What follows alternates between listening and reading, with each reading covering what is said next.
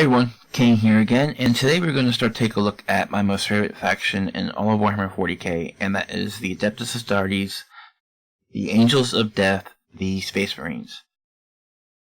This is the army that drew me into Warhammer 40k and Games Workshop's products and hooked me into the universe and its lore.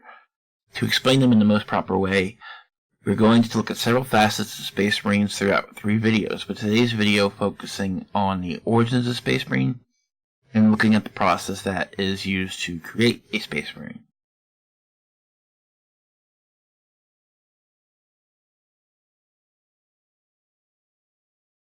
Now, the origins of the Space Marines coincides with the birth of the Imperium, and really their history actually goes back to the Unification Wars that were fought on Terra.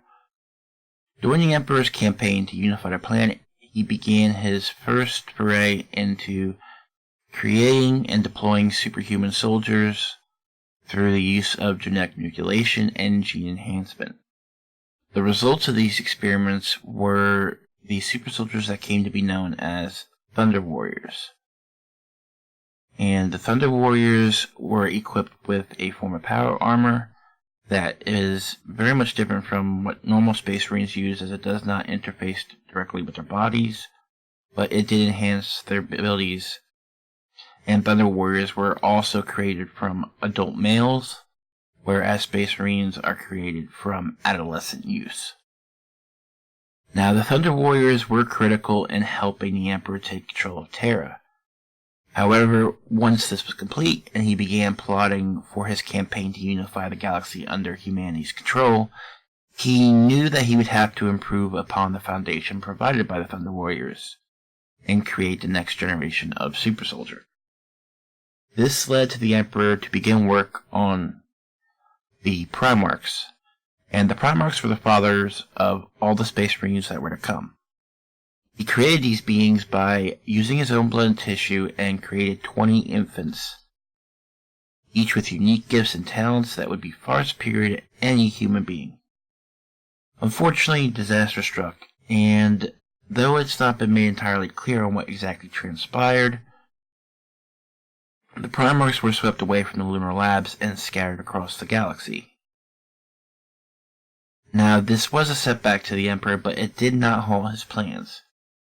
Using the genetic templates of each Primarch, he proceeded to create 20 legions, one for each Primarch, of Space Marine.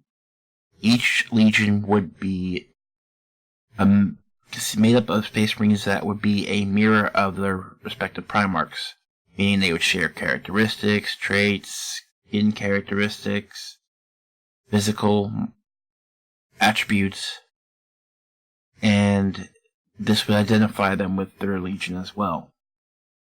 Now, we're going to kind of stop here into their origin because what comes after this is going to be covered in the 3rd video, which is the Great Crusade and the Horus Heresy. But everything up to this point is the genesis for the modern day Space Marine. So now that we've looked at what was the foundation of the Space Marines, what led to their creation, and their improvement into the super soldiers they are, we're going to go ahead and now take a look at how a Space Marine is actually created.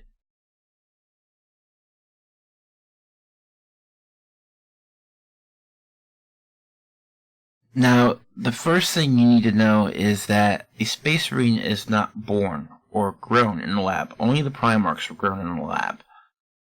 Now, instead, a Space Marine comes into being from taking, as I said earlier, a male adolescent youth and performing extensive surgery on him to add new organs and genetic material that combines to alter a number of things, including bone density, muscle strength, and increases immunity and ability to heal.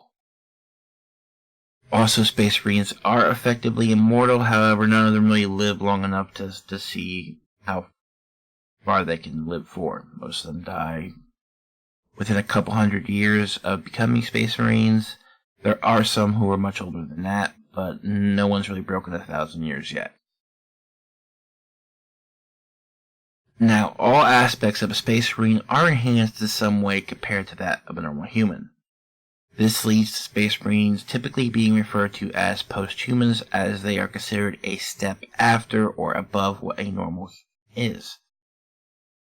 A suitable candidate to become a Space Marine is usually chosen from a world that has a harsh, natural environment that weeds out the weak and only the strong are able to survive in. And depending on the Legion or later chapter that a Space Marine would be recruited to, there was typically some kind of test or trial that someone aspiring to become a Space Marine would have to undergo that would push their body, mind, and endurance to its limits. Those who broke or failed pretty much ended up dead, while those who overcame the test or challenges put in front of them would be taken in by the Legion and or chapter and begin to undergo the process to become a Space Marine. However, this was just the first obstacle or challenge that would be put on them on the path to becoming Space Marine. There are absolutely no guarantees that the operations performed to augment the aspirant's body will be successful, or that unforeseen flaws or mutations might rendering the Space Marine inviable. They might be deformed to the point where they're not combat capable, or things of that nature, and they're relegated to a support role as a chapter serf or serving other way in the Legion or chapter.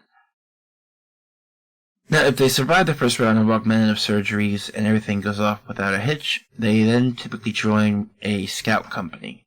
And this is where they would go through the process of familiarizing themselves with their new bodies, what their capabilities are, what their limits were, what they could do, and also begin learning how Space Marines conduct war, which is vastly different than your rank-and-file Imperial Guardsmen or Imperial Army during the Brigade.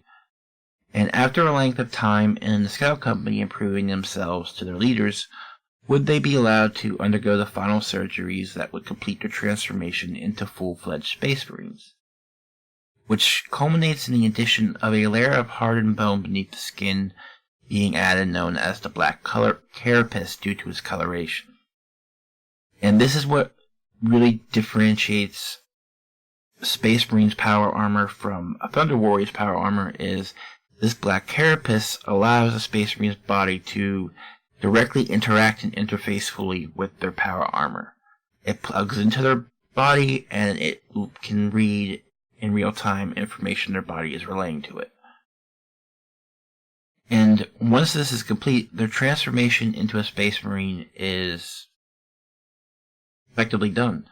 They will join one of the reserve companies, where they'll further learn the Space Marine ways of war, and from there eventually be assigned to one of the battle companies. So that's just a pretty broad overview of the creation of a Space Marine. There are some particulars I didn't go in. As you might have noticed, one of the images on screen, there was numerous organs mentioned, and I will be covering them in a later video. It's just that's a lot of information to break down for the purpose of this video and not really all that relevant to this series. So we will be covering that later, but for now, we're going to leave that aside.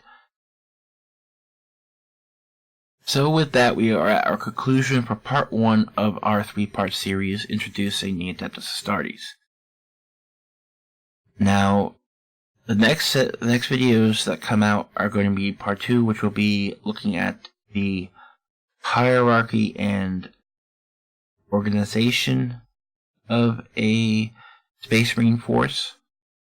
And then we'll have part 3, which will go into a general history of the Space Marines, covering a few main periods, which will be the Great Crusade, the Horus Heresy, everything between then and up to modern times, and the current era we're in, the Dark Imperium. Now, as always, I want to thank you all for watching this video, and if you did like it, please be sure to hit that like button. And if you'd like to keep up with the rest of the series, make sure to subscribe as well. You can always follow me on Twitter to keep up to date with the channel, as well as see pictures of the miniatures I'm currently working on.